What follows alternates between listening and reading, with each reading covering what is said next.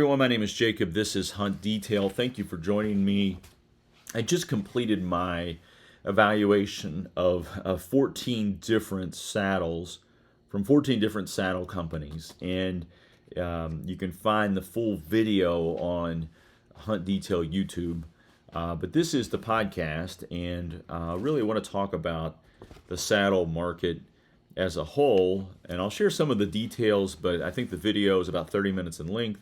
You'll be able to look at that. I also have a spreadsheet that accompanies the video. You can go to my Hunt Detail Instagram page or site and hit on the link tree there, and you'll be able to download that for free and look at the saddles that I reviewed individually. And again, this isn't the way I looked at them was the way everyone else looks at them when you're shopping. It's looking at them from a website.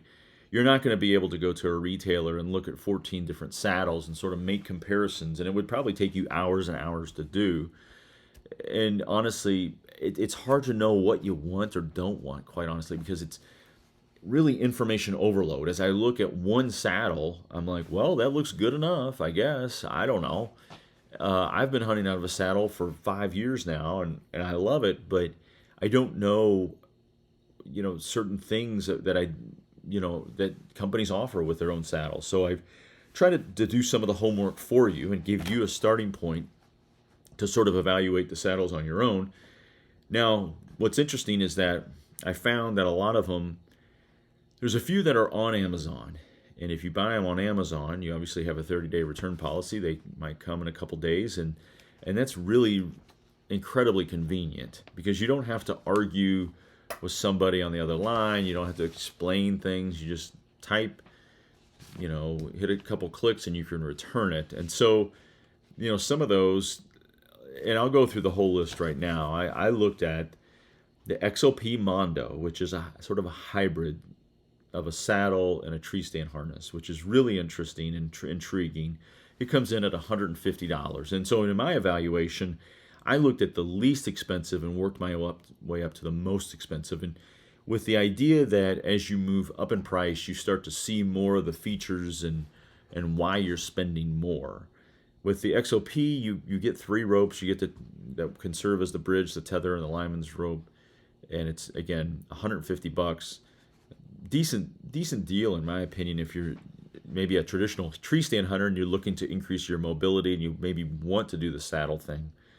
And then the Hawk Helium, the H2 Hotshot, the Buzzard Roost saddle. It's a 2-panel saddle. I was really impressed with that. Custom Gear Modifications, Cobra, which is a single panel. The Legend Saddle Company, which has a Tomahawk X. Hunt Arsenal, which is the Cloud. It is a 1-panel saddle that looks a lot like a 2-panel saddle, the way they designed it. It's made out of ripstop fabric, not sort of the Cordura look and feel, so it looks a lot different than the other saddles.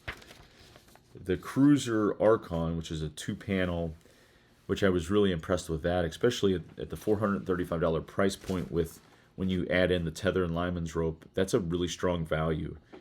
The Trophy Line Venatic, Overwatch Outdoors Transformer, Latitude Method 2, which is a 2-panel. The TX5 Custom Gear Lone Star 2.0, Timber Ninja Black Belt Ultimate 2-panel, and then the Tethered Lockdown, which is a single-panel saddle. And those were the 14 saddles that I looked at, and I think those that rose to the top really, for me, were, I'm going to pick on a couple saddles here. One, the Timber Ninja, it comes in with when you buy the saddle for $410, and then you buy your tether and lineman's belt, and that's another $150. So now you're up to $560. And everywhere you see that Timber Ninja Black Belt Ultimate saddle, you see the pouches attached to them. But oh, by the way, the pouches are not included. Each one of those is like 48 additional bucks. So if you're going to get 2 pouches, it's going to cost you an additional $100. So now you're up to $660 for the Timber Ninja And I'm like, holy smokes. I mean, it is a two-panel saddle. It has a narrow, the bottom panel is very narrow. It has these chintzy cheap G hooks that for your leg straps, which I hate because they're always coming out. It's it has a 14-day return policy. There's, as far as I know, there's no retailers that carry it. And so you're really putting out a lot of money for something that I just don't see a lot of value in. It has some magnetic features like for your platform, sort of a loop that goes around it, and it's magnetic. And then there's these magnetic straps that go around your sticks and attach to your saddle. But ultimately, it just doesn't. It really lacks value. I mean, you could do, if you're looking for a two-panel saddle, in my opinion, you could do much, much better with the Latitude Method 2, the Cruiser Archon, which has a giant seat bucket.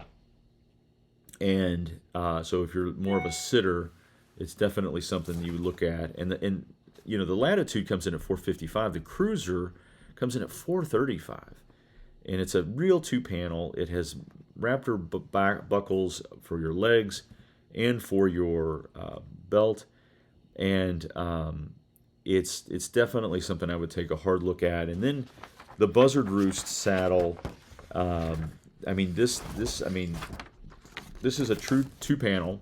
It comes in at $380 with the ropes. Like, that is, I think, incredible. And what's interesting about the Buzzard Roost saddle is the bridge loop that it has for each panel. So it has a bridge loop for the top panel and a bridge loop for the bottom panel, and sort of adjustability on each of those bridge loops. Now, I don't know if that's like too much adjustability, if it's, you know, too much of a good thing, but it's definitely well thought out and well designed. And if I were looking at a two-panel, I would definitely not look at the Timber Ninja. I would look at the Buzzard Roost, the Cruiser from the Cruiser Archon, and then the Latitude Method 2.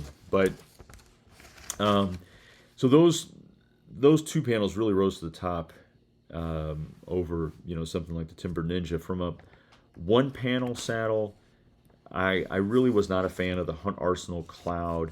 It's made of this ripstop material that, in my opinion, is loud. The bridge is a strap. It's not a rope. And so I wonder how easily that sort of slides through your carabiner on your tether. And then the pouches on the legs, although they look cool, I just wonder how, you know, with my pouches on my saddle, they hang freely. They're not putting weight on they're not putting pressure on my hips and thighs. And I just wonder if those pouches built into the Hunt Arsenal Cloud are not sort of, you know, can create some pressure that I don't like. So for me, I really didn't want to like the tethered lockdown because it is so pricey, but I really did like the tethered lockdown. I think it is really well thought out, well designed. As a single panel, it has a sort of a strap at the bottom of the panel that allows you to sort of move it up and move it down. Another single panel that I liked was, and there weren't many, honestly.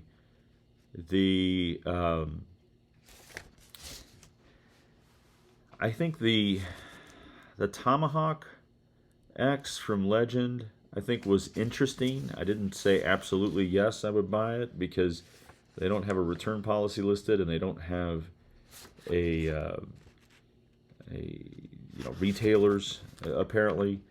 The TX5 Custom Gear single panel, unfortunately that comes in at $460 with ropes.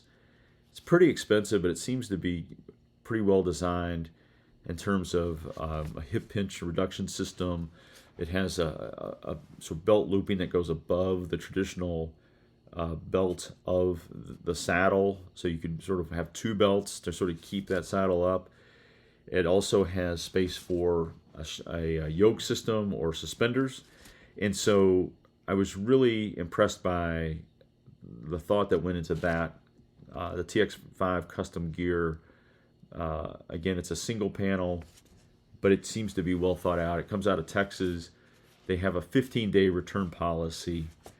And, one of the single panels that I was not impressed with was the Trophyline Venatic. I think one of the things that you see with these different saddles out there and the saddle companies is they're trying to create more adjustability within the bridge and the bridge loop, and the Venatic doesn't do any of that. Like there's a bridge attached to, there's a rope attached to the bridge, and then there's a carabiner, and maybe I'm the dumb one, maybe that's really comfortable, or maybe the idea is that you replace it and upgrade to a different bridge system. But I for someone that maybe is interested in entering hunting, saddle hunting, it just doesn't, at $440 doesn't look like a great value. And then another single panel that I just was sort of disappointed with was, I'm on some level the H2 Hot Shot. Now, I should temper that actually. It comes in at $323. It's really well priced. I think it's just sort of, it's so simplistic, I guess. Some of these other saddles are so feature rich that I didn't really see that with the H2. But again, maybe that's not the point. The point is it's a beginner saddle. It does have a really nice triad adjustable bridge that comes with it. Unfortunately, it comes with the metal G hooks for the leg straps, which I can't stand. But so, if you were new to saddle hunting, that would be a good place to start. But ultimately, it's an interesting space. It's always changing. There's a lot of new saddle companies entering. I'm sure there's probably 14 others that I didn't even think or look at or try. I did look at like the Dryad saddle, and it just didn't seem like it really was worth consideration. There's a couple other saddles that I sort of looked at, and I just was like, you know what, I'm not going to invest the time to sort of break them down, because I just don't think that they are bringing, any particular value.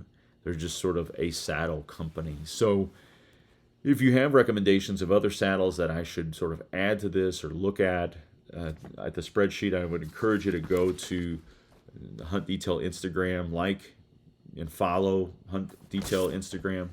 That would be helpful, but you can also download this spreadsheet.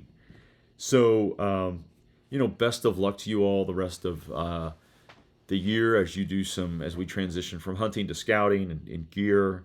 And I hope that you found this helpful.